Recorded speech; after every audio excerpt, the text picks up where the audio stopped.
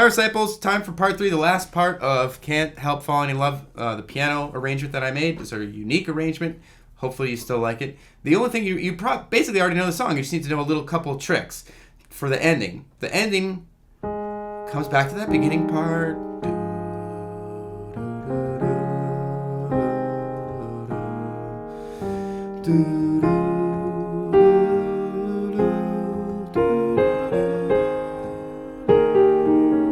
And it just basically repeats, but not all the way back. It goes like this. And a little slower.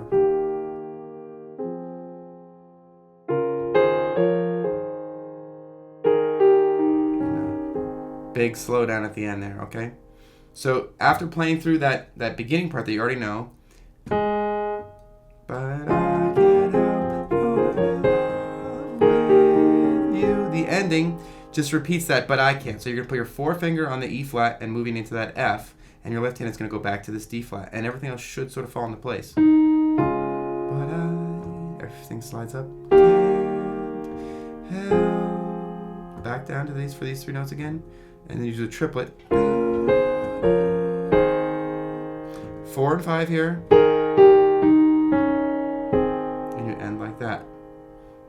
So the only thing you need to remember is to go back to this 4 and the 5 part here on the last time through when you're sort of like giving it that big finish. Big finish. Really just kind of a quiet finish.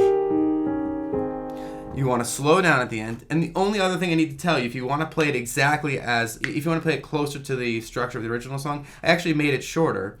You can go back into one of these